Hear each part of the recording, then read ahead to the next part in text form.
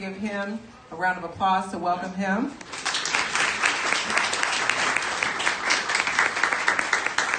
And actually, there's one more thing I want to do before he speaks, which is, if you have not gotten the book, I think you need to know how it starts.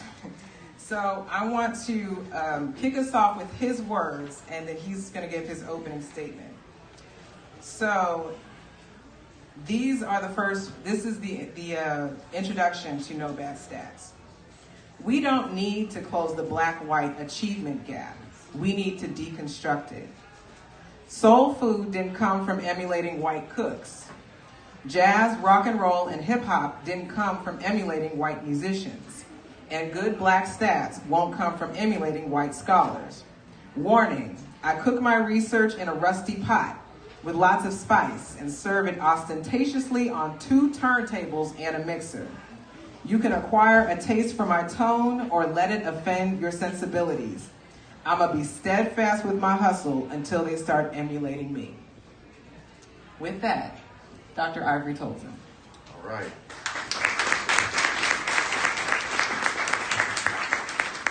Yes, I do cook my research in a rusty pot. I spent my entire career at HBCUs. And a lot of times people look at all of the disadvantages for teaching at HBCUs. You know, they'll say, well, you all teach too many classes. And I'll say, but you all have people who are doing research on students that don't teach any classes. So that means our professors are more capable of researching students than your professors. So it's always about redefining the narrative. The narrative and standards are usually set up to make certain people look less than something else or someone else. And so what I attempt to do with No BS, BS for Bad Stats. The full title is Black People Need People Who Believe in Black People Enough Not to Believe Every Bad Thing They Hear About Black People. And yes, I have to practice that a little bit to say it without stuttering.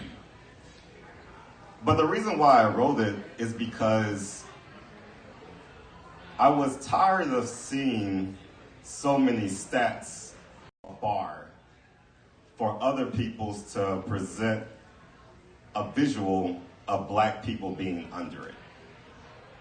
So most stats is just for that purpose, to show a certain bar and to show black people underneath that bar.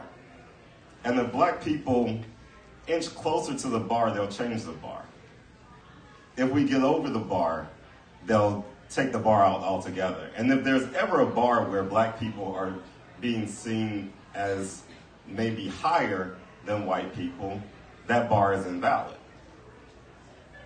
I remember one time I was at a statistical training at the University of Michigan, and we were learning how to use microdata to analyze census research, these IPOMS data.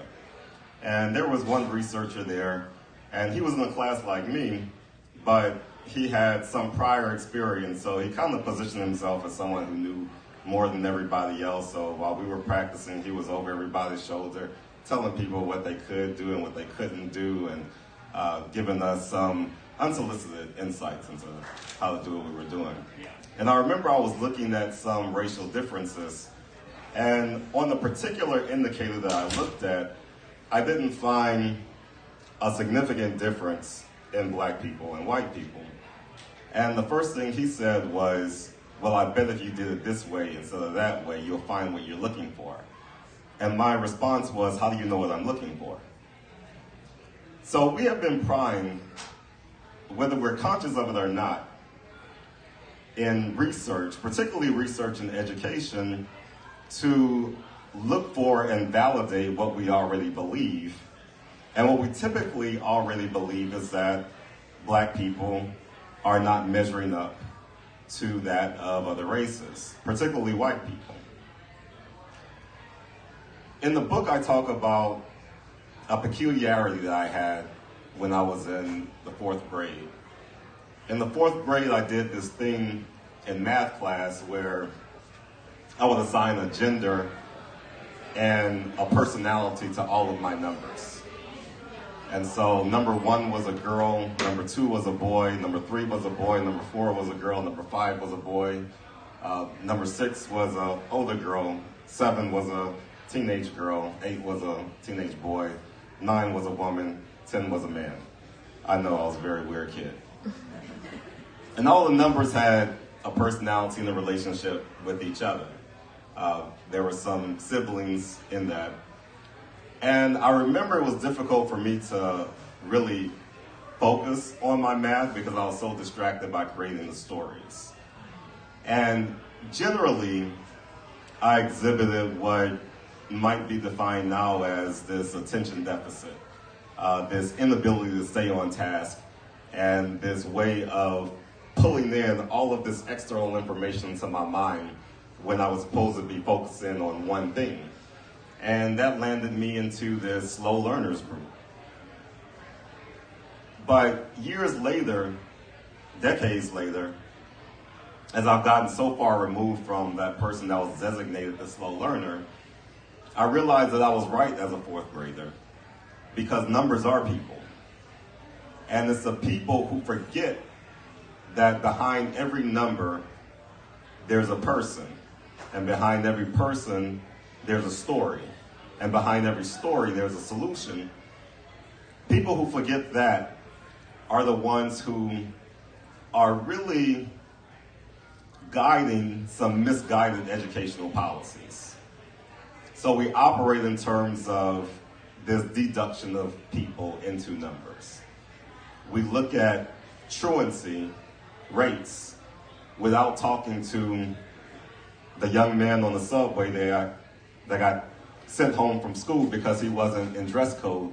His senior year, he said he didn't want to comply with the dress code because he only had 2 classes that he needed to take. And so he's going to school just to get these 2 classes, but yet they're sending him home.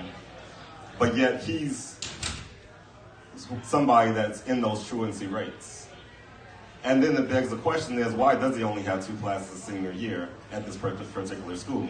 Is it that he wasn't advised to take any schools that's going to prepare him for college? Was he too prepared coming in?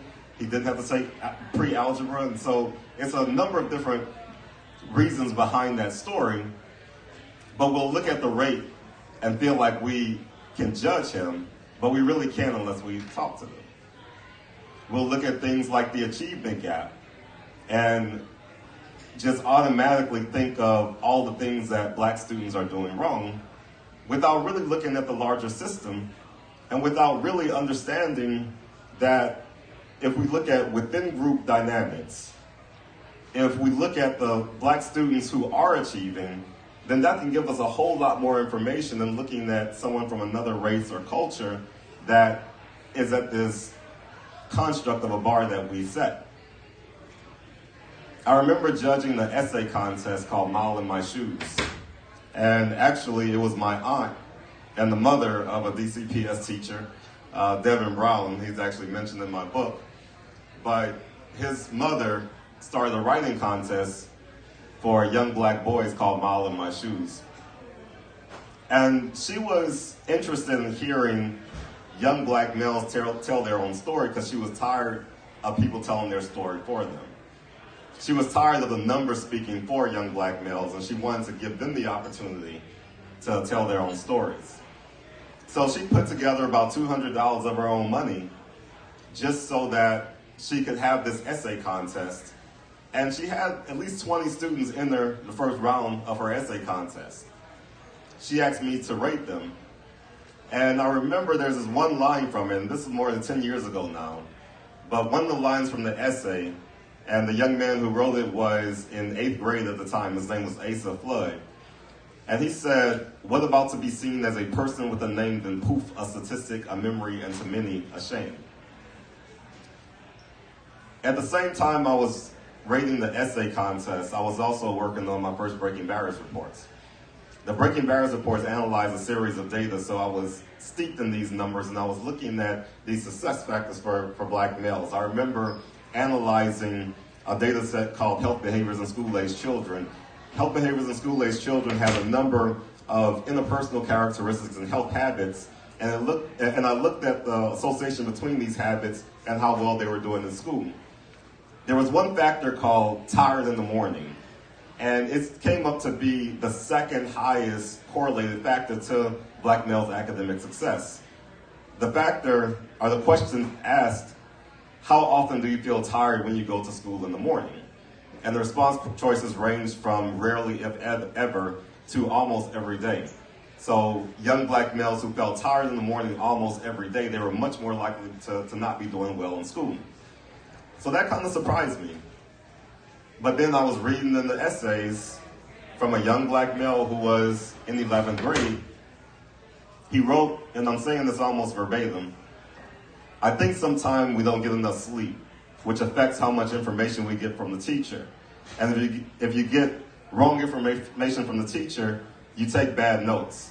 And if you study bad notes, you do poorly on your test. And when you do poorly on your test, that gives people further reason to believe that we are dumb and don't know anything.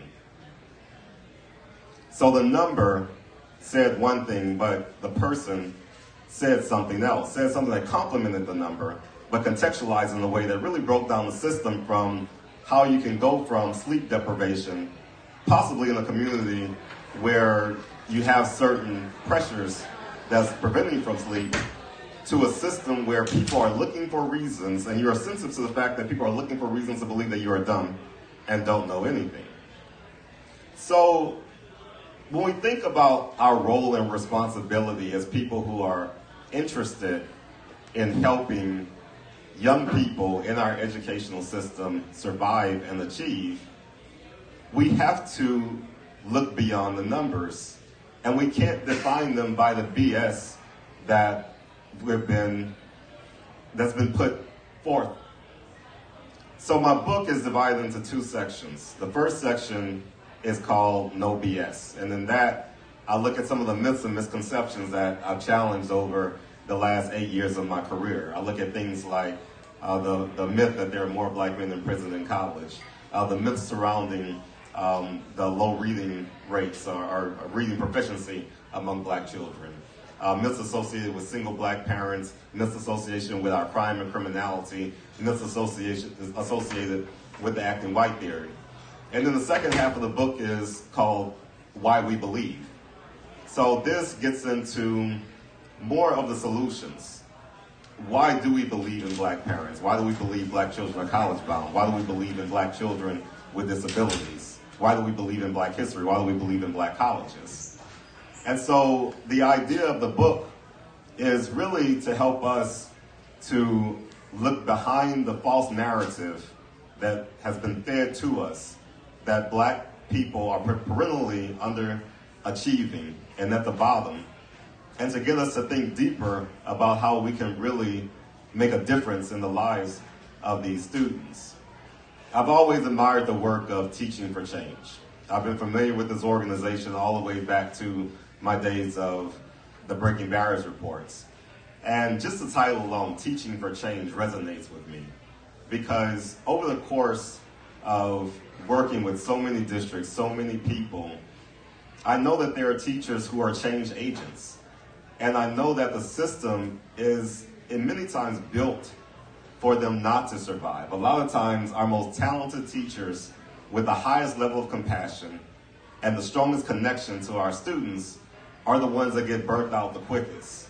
And oftentimes, it's our teachers that are working not in the best interest of our people who are allowed to get through the system. So having an organization of dedicated teachers who band together, because you all need each other in order to really affect change. Ones who are social justice oriented and know that it's not just about what the students are doing wrong, it's about how the system could better accommodate our students. So I really admire and love this organization. And thank you, Allison, for creating this forum for me. And I hope all of you all pick up the book, read the book, use the book, and I look forward to open dialogue with you all right now about anything that you want me to elaborate on. So thank you all very much.